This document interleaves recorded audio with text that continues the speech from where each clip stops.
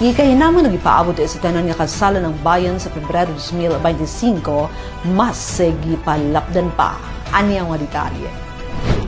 Ni ana ang gihulat sa kadaghanan. Kini gikalipay sa tanang mga unmarried kun dili kasado nga mga couples sa dakbayan sa Ozamis sa dihang gipost ni Mayor Attorney Henry Indy F. Waminal Jr. Enero 9, 2025 ang makapalipay kaayo nga balita kabahin sa asenso kasalan ng bayan nga nakaschedule sa bulan sa Pebrero 2025. Ang asenso kasalan ng bayan nga unang gisugdan ni former Ozamis City Mayor ug karon Congressman Ando Waminal ug gidala usab sa probinsya ni Governor Henry S. Waminal unom ka tuig na nga naglegalize sa panag-ipon sa dili kasado nga mga couples sa dakbayan sa Ozamis. Ug bisan unom ka tuig nang gihimo kini nga programa na matikdan ni Mayor Indy nga daghan gihapon ang nag-ipon nga wala nakasala dinhi sa dakbayan hinungdan nga nagpadayon kini nga programa. Kining inisyatiba sa Asenso Ozamis Administration gikaibgan gayud sa mga residente sa uban nga mga lungsod ug syudad sa Misamis Occidental tungod sa kabongga sa mga regalo nga kalakip niini nga programa. Tuod man kay gipaminaw sa Asenso Administration ang tingog sa katawhan pagkasunod adlaw Enero 10 mas gikalipay sa tanan dili lamang sa mga Ozamisnon ang post ni Mayor Indy kabahin sa pag-increase kun pagpataas sa gidaghanon sa mga slots alang sa umaabot nga kasalan ng bayan sa bulan sa Pebrero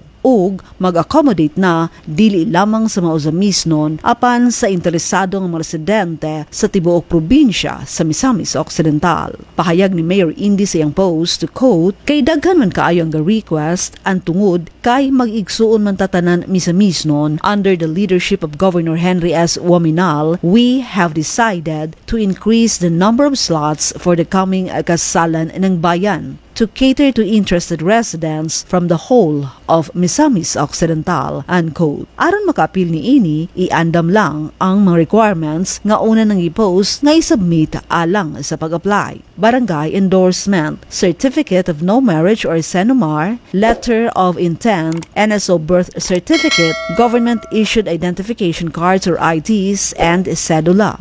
Ug tungod sa kadaghan sa gusto nga moapil ni ini nga programa, gihatagan og priority nga makaapil ang mga couples nga adunay at least usa ka anak o mga couples nga walay anak apan nag-ipon na sa pagpuyo sa at least 5 ka tuig. Alang sa mga couples nga taga Ozamis City, isumiti lang ang ilang mga applications ngadto sa ilang mga barangay kapitan nga maunay mo process ni ini nga mga applications uban sa LGU Ozamis. Sa mga taga dili Ozamis nga mag-apply, isubmit ang ilang application sa ilang municipal o city mayor. Gibutig ni Mayor Indy nga nahimo ang pagpalapad sa kasalan ng bayan sa February 2025 tungod sa partnership uban sa Asenso Pinoy ug sa suporta ni Congressman Ando Waminal ug Congressman Jason Paredes Almonte. Pahinumdum ni Mayor Indy, isumiti ang mga requirements sa pinakadali nga panahon kay limitado lang ang slots alang iniini. Deadline for submission to the barangay will be on January 17,